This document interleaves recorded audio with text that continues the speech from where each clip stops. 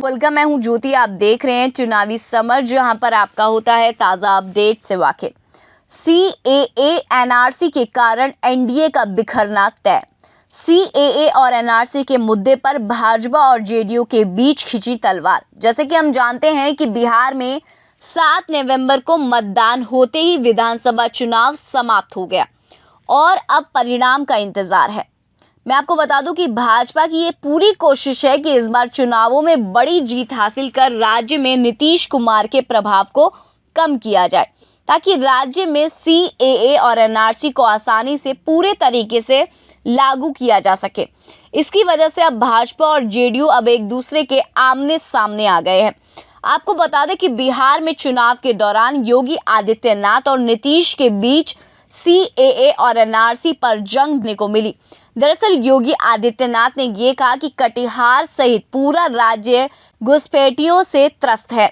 उन्होंने कहा कि एनडीए की फिर से सरकार बनते ही चुन चुनकर घुसपैठियों को बाहर खदेड़ देंगे।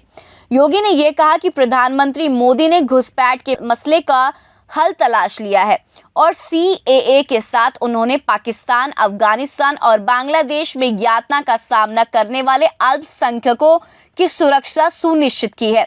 योगी ने यह भी कहा कि देश की सुरक्षा को भंग करने के लिए कोशिश करने वाले किसी भी घुसपैठिए को बाहर निकाला जाएगा। वहीं नीतीश कुमार ने योगी पर पलटवार करते हुए ये कहा कि कुछ लोग दुष्प्रचार कर ऐसी फालतू बातें कर रहे हैं कि लोगों को देश के बाहर कर दिया जाएगा।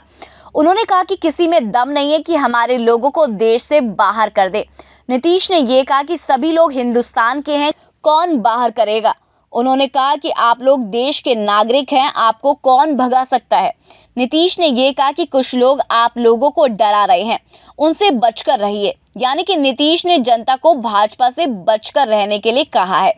इससे इतना तो साफ है कि एनडीए में सब कुछ ठीक नहीं चल रहा है और जिस तरह से नीतीश और योगी आदित्यनाथ के बीच सीएए और एनआरसी को लेकर मतभेद देखने को मिला है, उससे ये साफ है कि अगर चुनाव परिणाम के बाद भाजपा ने राज्य में तानाशाही करने की कोशिश की तो फिर भाजपा और जेडीयू की राहें जुदा हो सकती हैं। कुल मिलाकर हम ये कह सकते हैं कि सीएए और एनआरसी को लेकर भाजपा और जेडीयू के बीच काफ़ी मतभेद है।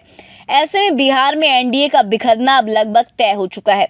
इस पर आपकी क्या राय है, आप प्लीज़ कमेंट सेक्शन में लिखकर हमें ज़रूर बताएं। Thank you so much, keep watching today's for more news.